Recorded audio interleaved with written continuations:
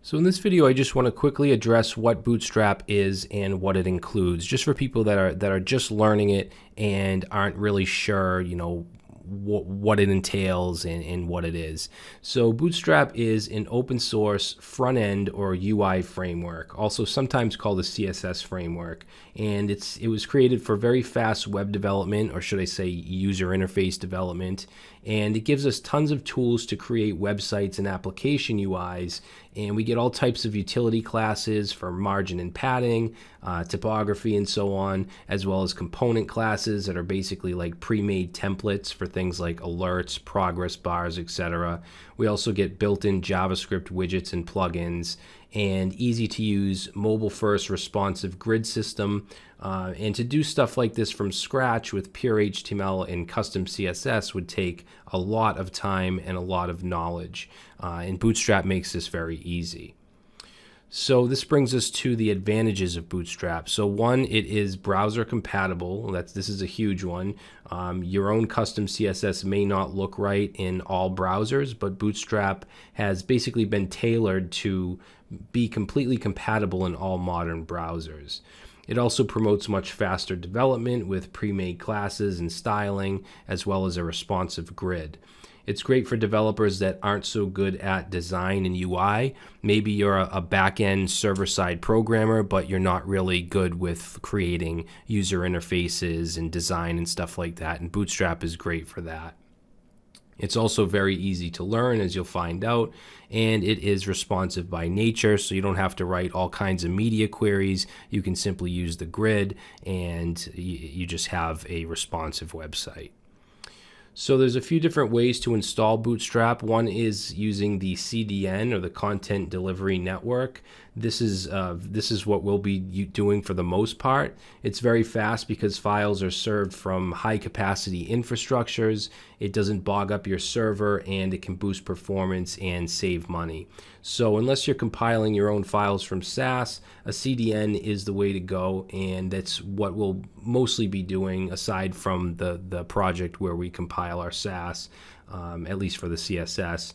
You could also download the files from getbootstrap.com, but I wouldn't really suggest that over a CDN unless you're developing or running locally without an internet connection.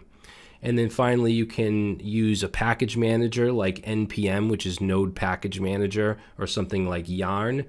This is a little more complicated. You have to do it from the command line. This is a good choice for more advanced development where you want to compile your own versions, or you want to merge files together and do certain tasks like that. But we're going to stick to the CDN for the most part.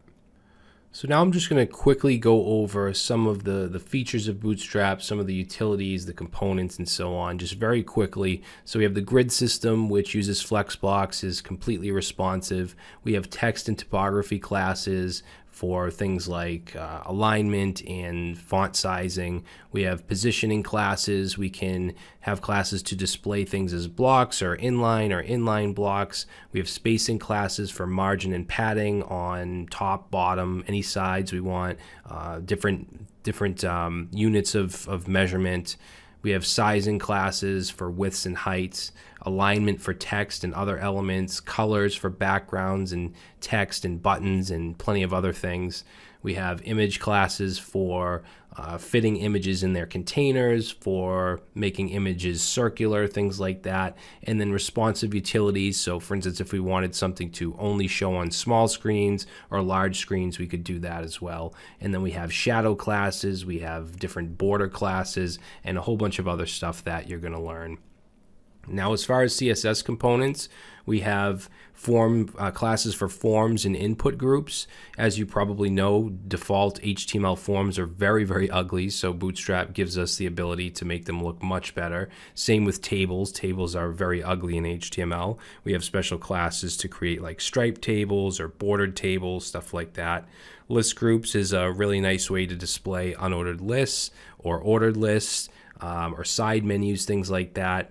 We have cards, which can display content in many different ways. If you just want a background border with some padding, if you want a header and footer, if you want to stick an image in there, you can do a lot of different things with cards. We also have progress bars, which you can change colors, you can animate, you can change the width and height. We We have alerts. So for instance, if you wanted to say like, you have been logged in or you've been logged out, or if you want an error message, and you can also change the colors of the alerts as well. Navbar and menus is a huge one, because to implement a navbar with just HTML, CSS, and maybe JavaScript for some drop downs is quite difficult actually. And this makes it, Bootstrap makes it very, very easy to get that functionality.